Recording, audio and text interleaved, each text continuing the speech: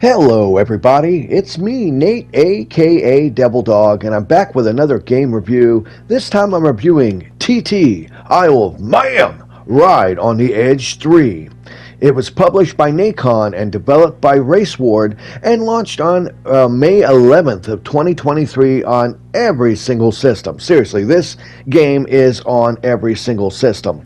Now, what exactly is TT Isle of Man Ride on the Edge 3? Well, it is a follow-up sequel to the previous TT Isle of Man games, where you basically race and follow the most epic, dangerous race in the world that clocks in at over 60 kilometers of different roads, over 260 different bends that you have to race on this. It's considered one of the most deadliest races around in real life, to where a lot of times they've been trying to ban this thing because so many people have died on this race. Now, it consists of a rather decent, somewhat large open world area you can travel around that has 32 different tracks, different kinds of bikes. You have your SuperSport class, your superbike classes, and it does have real bikes, teams, and riders from the TT Isle of Man series.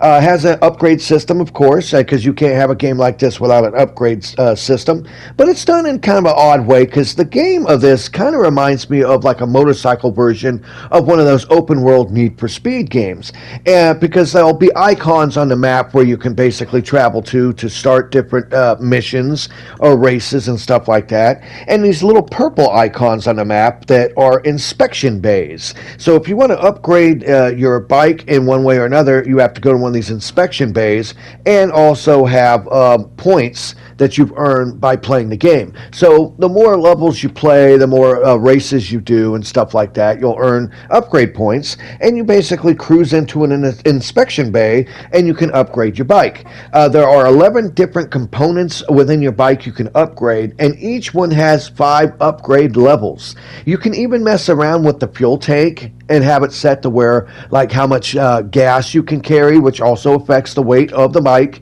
which affects your total speed and control and everything. And like I said, you get the points by just playing the game. It does have multiple modes, including an offline mode, so if you want to just drive around and have fun, you can. It's got an online mode with matchmaking and all that good stuff. It's got seasons and everything else. Basically, every time I kept playing this game, it reminded me of a Need for Speed with motorcycles. It really, really did. Now, the main thing with this is what's known as the Tourist Trophy. It's the main shindig, the main race of the Isle of Man, the TT race. In order to unlock that, though, you have to complete 8 different events first before you can actually go and do the Tourist Trophy. I think they did that because this game is so difficult. They want you to actually get good and know how to control your vehicle, your motorcycle, before they give you the chance to actually doing the Tourist Trophy, because it's rough. This is no joke. You're flying over 100 plus miles an hour around corners, curves, bends, hairpin turns, and the slightest thing will wreck and kill you. I mean, seriously. I think I even had my guy die once from a bug hitting his helmet. I'm kidding about that, but it sure as hell feels like that, honestly. Now, along with the online mode and the Tourist Trophy and the free roam mode, it's got a bunch of other stuff, much like Need for Speed game does. It's got different events that you can do, like some that involve you being around another racer and not crashing into them, different time attack modes, head-to-head battles, and even a neat little thing I noticed is if you happen to see like a certain location, I didn't even know this, but since this is all based off of the real race, I seen this like building and I stopped there with my bike, and sure enough, it was a location interest, as they're called. And when you do this, it'll actually give you a bunch of information about that particular location, which I thought was kind of cool. So it's almost got some scenic aspects to it as well, which I was unaware it had. I was just thought it looked cool and stopped, and sure enough, I guess it's a real place, and it started telling me about the history of this particular building, and I'm like, okay, that's kind of cool. I didn't know that they would do that in a motorcycle game where you're going 130 miles an hour down a hairpin turn, but they do. And now the other thing too is they do have weather in this as well, which is not real in the real life race. In the real life race, it's dangerous enough, so they only do it when it's bright, sunshiny, and dry out. But in this game, there are weather effects, so if you want to be even crazier than this game already is, you can turn on weather effects and try doing this while it's raining. And no thank you, no thank you. Now, I have to point out that this game is on every single system. Some systems actually work better than others. The PC, hands down, does seem to be the best. The Nintendo Switch version had to make some pretty drastic graphical fidelity cuts to get it running. But I was playing it on the PlayStation 5, and I was surprised to say there's a lot of problems with this game. And once again, they don't destroy the game. You can still play the game and have a blast like I did, even though it's an insanely difficult game. But first of all, I noticed, which is kind of odd for a PS5, there's a lot of drawing. There's a lot of popping. You'll be driving down a road, and you will physically see like the road appearing in front of you, like barricades and barriers and fences and trees just pop in, which honestly, I know I've kind of gotten spoiled, but honestly, it just felt like, okay, maybe hopefully they'll fix this in a patch, because it's only been out for like, 4 or 5 days, but still, I thought that kind of ruined the immersion. But I will say this, the PS5's adaptive triggers are used really neat in this. Not only do you actually feel different textures of the road as you're driving from the wheel, because you can feel it on the controller, they do this really neat trick when you're going up a gear or down a gear. You can feel the force feedback of the triggers kick.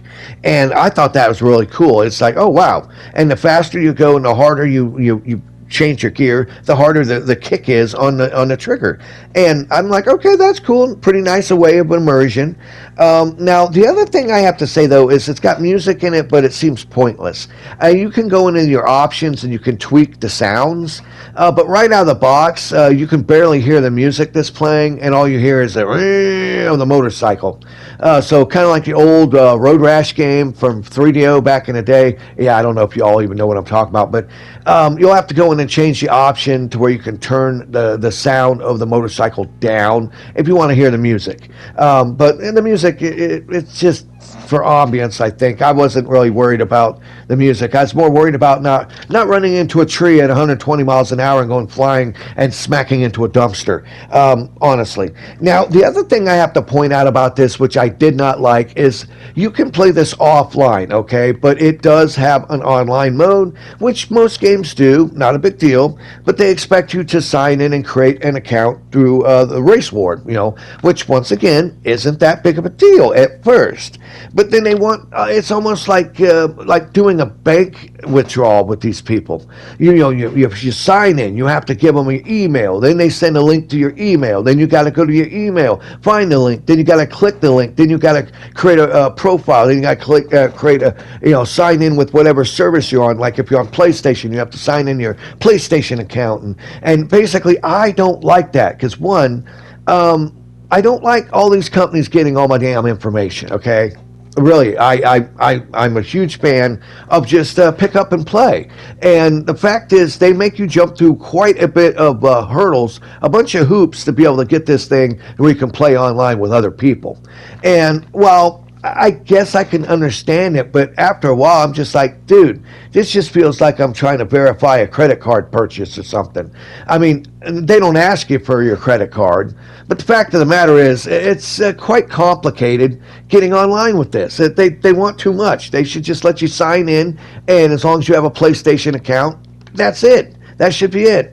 You know how many different damn services I have at this point of different game companies I have to sign up for to play their games online? It's ridiculous, and I feel bad for PC players because every damn time they have to play a game, it's like you have to get a different launcher or whatever for the damn title.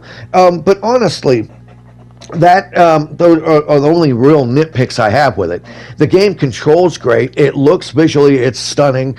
You get the great sense of speed. It is a fast game. And when you have a full group of other motorcycle riders on this track as you're trying to bob and weave and get around them at high speeds and also make these turns, it's very thrilling.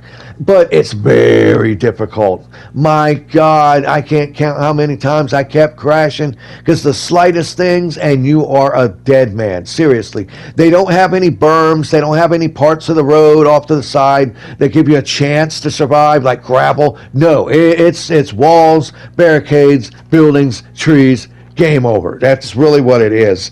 But another thing I have to say that I am impressed with is the price. The price of this game is the same on every single game system. It is $49.99 for whatever version that you get. So if you have a PC version, a PS5 version, an Xbox Series XS version, it's the same price.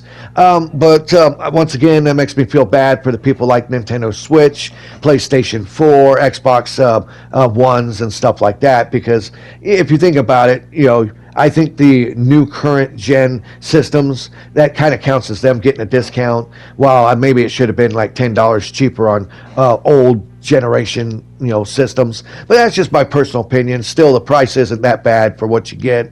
It's a fast, frantic, beautiful open world racing game with lots of content, lots of abilities to tweak your bikes. The only thing I have to say with it is, man, oh man, this is a difficult game. I'd love to see if they would make like a VR version of this. That would be phenomenal. Hey, guys, get to work on making a VR version of this. That would really be cool. But the fact of the actual real racers, the real motorcycles, the real teams, and the online capability of playing this game, and the sheer amount of roads and everything, like I said, it reminds me of a motorcycle version of Need for Speed. And that is not a bad thing, as long as you can get used to the insane difficulty of not crashing the bike and dying.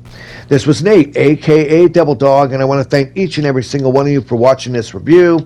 Please leave in the comments below if you feel I've told everything or I've missed any sort of information on this title. Have you played this game? Do you plan on playing it? What is your thoughts? Please leave in comments below so I can answer each and every single one of them. And of course, I always have to say this, give me a thumbs up, subscribe to my channel if you haven't already, and remember, here at Devil Dog Gaming, we always end our videos by saying, have fun, play hard, and remember, people, the devil is in the details. Peace out until next time.